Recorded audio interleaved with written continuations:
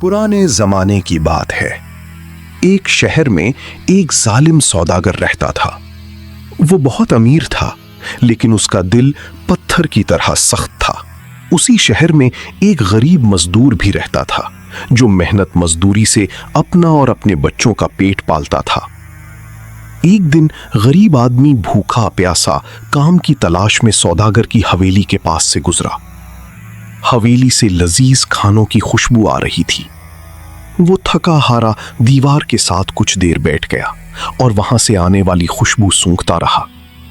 कुछ रोज यही मामूल चलता रहा, मगर एक दिन सौदागर ने उस गरीब को अपने दरवाजे पर बुलाया और कहा, ऐ कमीने, तूने मेरे घर के खानों की खुशबू सूंघ कर अपना पेट भरा है, अब मेरी खुशबू के पैसे अदा कर। गरीब हैरान रह गया।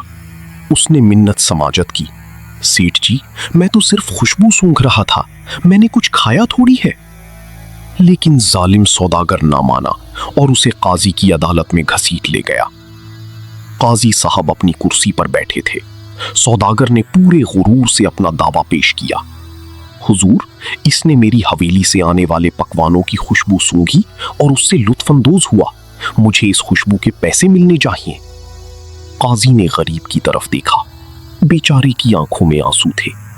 हुजूर, मैं बहुत गरीब हूं, मैंने सिर्फ खुशबू सूंघी थी, मेरे पास पैसे नहीं हैं। काजी ने कुछ देर सोचा, फिर एक मुस्कुराहट उनके चेहरे पर आई। काजी ने गरीब से कहा, अच्छा, तुम्हारे पास कितने पैसे हैं? गरीब ने अपनी जेब से चंद सिक्के निकाली। ये उसकी पूरी कमाई थी। काजी ने वो सिक्के लेकर अपने हाथ में हिलाई। सिक्कों की खनक खनक की आवाज पूरी अदालत में गूंज उठी। फिर काजी ने सौदागर से पूछा, सौदागर, तुमने ये आवाज सुनी? जी हुजूर, सुनी, सौदागर ने हैरत से कहा। काजी ने फैसला सुनाया, इस गरीब ने तुम्हारे खाने की खुशबू सूंघी और तुमने उसके पैसों की आवाज सुन ली। खुशबू का बदला आवाज, ये रहा तुम्हारा हक, अब यहां से चले जाओ। सौदागर मुंह लटकाकर वापस चला गया। गरीब ने काजी को दुआएं दी और खुशी खुशी अपने घर चला गया।